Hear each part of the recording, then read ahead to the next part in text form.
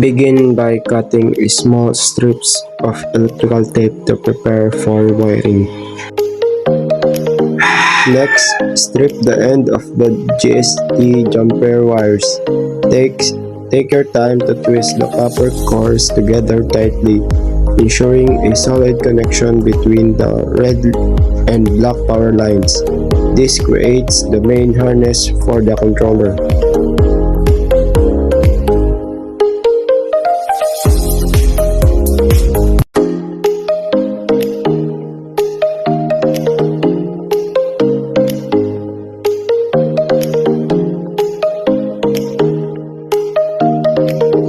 Now wrap the exposed copper joints with the tape you cut earlier. Ensure the insulation is tight and cover all bare metal. This is a critically safety step to prevent any short circuits once we apply 12 volts of power to the system.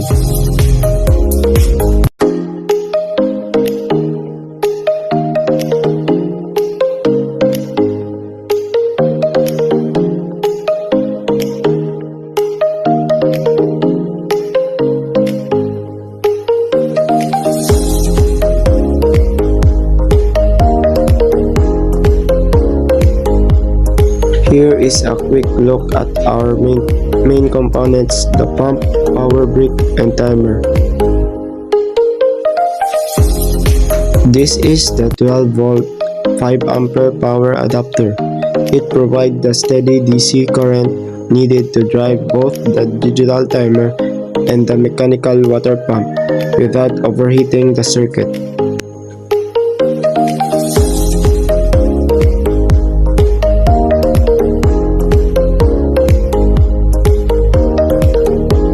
This is the Allen timer board. The blue ray on the back acts as our automatic power switch. Now we examine the multi-coin slot. This device is the primary input. It uses an internal sensor to recognize the weight and size of the different coins, sending a digital pulse to the timer board. Carefully plug the JST harness into the white headers on the board. Make sure the pins align perfectly. These wires carry the power in from the adapter and send the time signal out to the peripheral pump.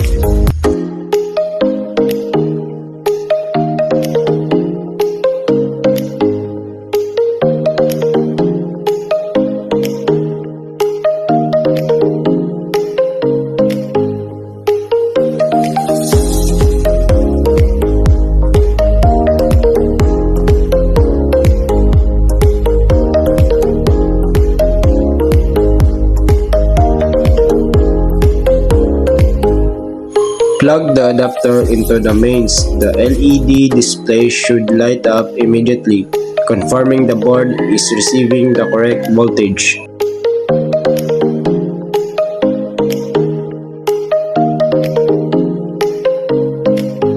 Here is the submersible water pump. When the timer is triggered by a coin pulse, the relay clicks on, sending the 12 voltage power through these wires to activate the motor and move the water.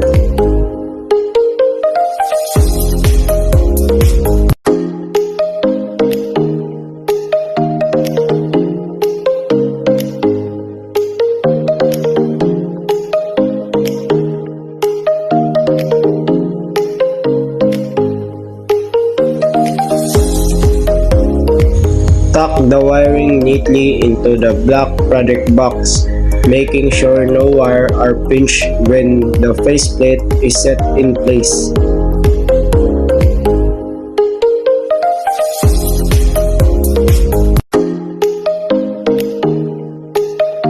Use a screwdriver to secure the faceplate to the enclosure.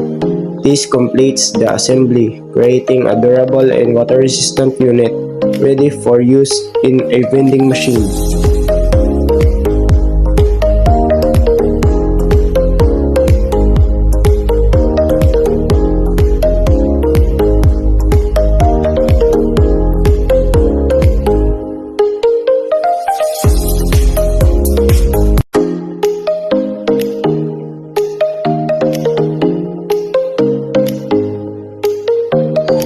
Now that the board is inside, you check the display alignment. We are looking for any glitches in the LED segments to ensure the faceplate isn't pressing too hard against the components.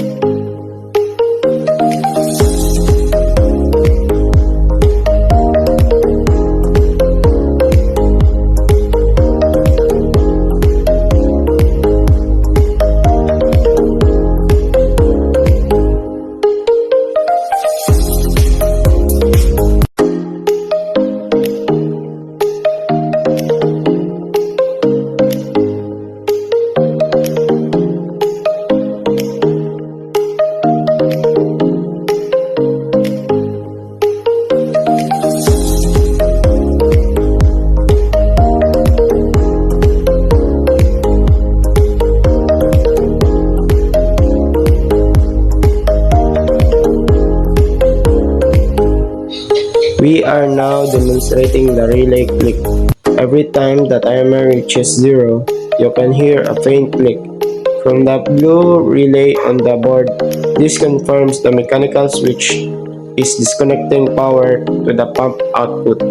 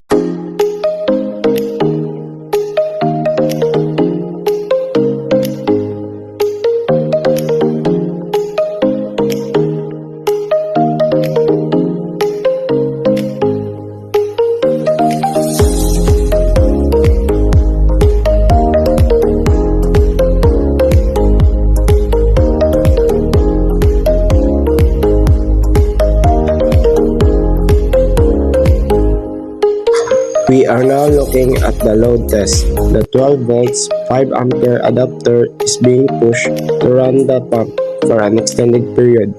This ensures the heat sink on the timer board can handle the current without overheating during a long period of water dispensing cycle.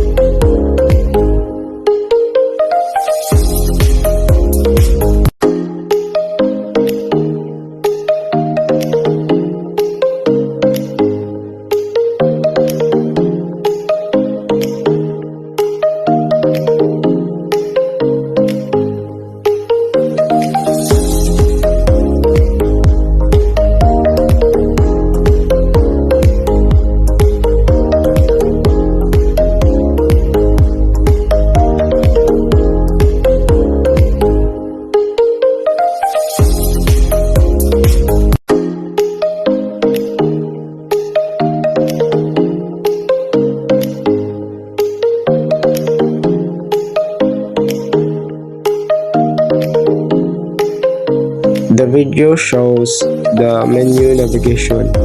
By pressing the small tactical buttons on the side of the board, the builder scrolls through the settings, timer per coin, pulse count, and delay. This is how you calibrate the peso value.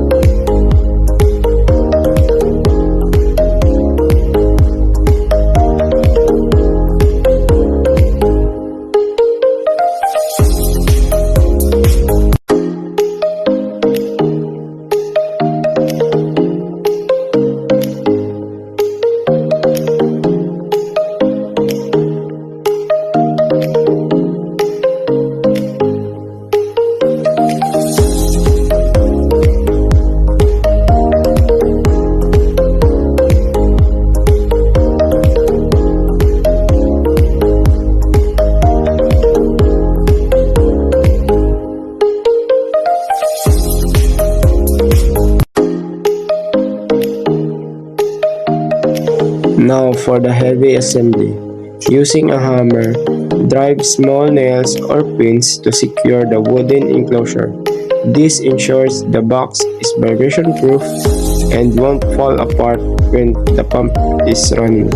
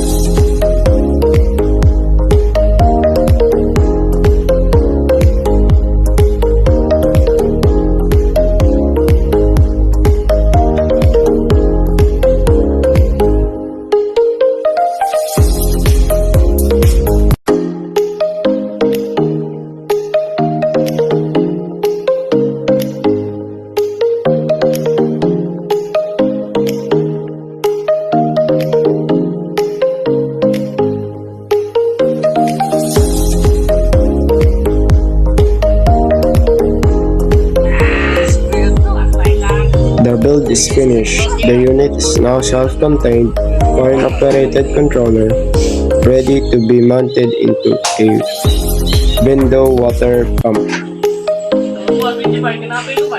Lagi na kayo background.